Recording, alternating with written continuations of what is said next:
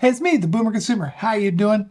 Think this is going to be a fun episode. Are you tired of clicks, pops, crackles in your vinyl records? You've cleaned and cleaned and cleaned some of your favorite records, but they're almost unlistenable due to all the surface noise. What do you do next? Well, you could spend $2,000 on the Sugar Cube SC1 for the base model. You could get a USB turntable and digitize your records, or there's other things you can do.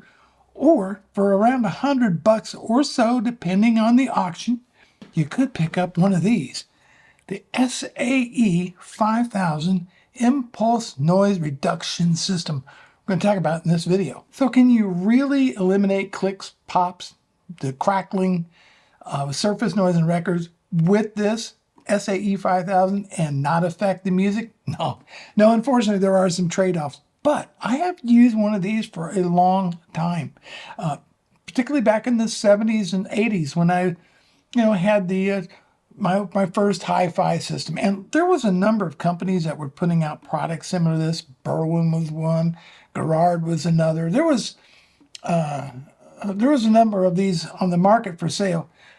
I didn't see too many people, my friends and stuff, with one of these noise reduction systems, but in the audiophile world, well, there was a number of people who really apparently wanted to try to eliminate, and this was the best you could do at the time. So how do these work? Well, first off, impulse, what is that? Well, that's just the word that they use for that sudden burst of noise that would come through a crackle, pop, or a click. And so they use an algorithm and a logic circuit in here. This was based on what's called bucket brigade technology. And essentially, it's a series of circuits in there that slows down the analog signal and allows the processing to happen, and then outputs the sound, and hopefully it deletes the pop or the click and then seamlessly puts the rest of the music out. It's kind of interesting. I'm not even 100% sure how everything works in this thing, but I know that, yes, it does work. However, there are some caveats. So let's cover some of the features of the SAE 5000. Very simple device. There is no power button. You plug it in and it stays on, period. You got 3 simple switches up front. The first switch is a invert button. So what that does is allows you to hear all the clicks and pops that it's detecting. And you use that in conjunction with this sensitivity slider on here that goes back and forth. Then you can defeat the whole machine itself. So if you got a decently quiet record, you don't need to use this thing. And then finally, a tape monitor button, because this is actually connected with a tape loop. That's was very common in receivers and integrated amplifiers and preamps back in the time these were made. Another thing to pay attention to is this sensitivity switch. And you'll find yourself adjusting that quite a bit when you first start using it until you find kind of the sweet spot. That is all that's on the front. So basically, you're not inverting, you're adjusting the sensitivity, and you're using the tape monitor and in conjunction playing your records. That's how it works. And on the back, pretty simple. You got a fuse, and you've got your input and output, as well as a place to plug your tape deck, your reel-to-reel recorder into.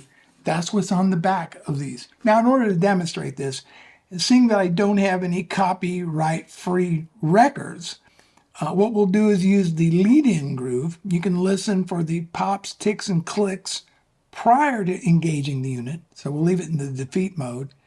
And then we'll do it again at turning it on, letting the system do its thing, and you can hear that as well. And then I think what we'll do is just have it in the invert mode so you can hear how it's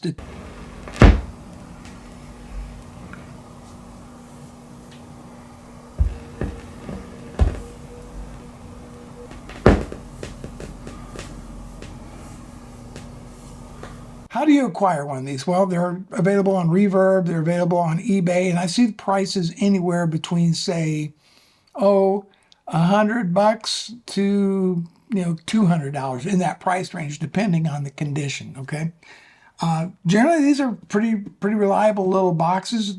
And as far as my impressions of one of these go, if you're judicious with the sensitivity, they work pretty well. I will tell you, however, they can and they do remove part of the music. That's just part of it, especially the upper mids and the treble. That's where you'll see, if you get over aggressive with the sensitivity, the kind of where music starts to sound kind of odd. So you just want to be real careful with the sensitivity.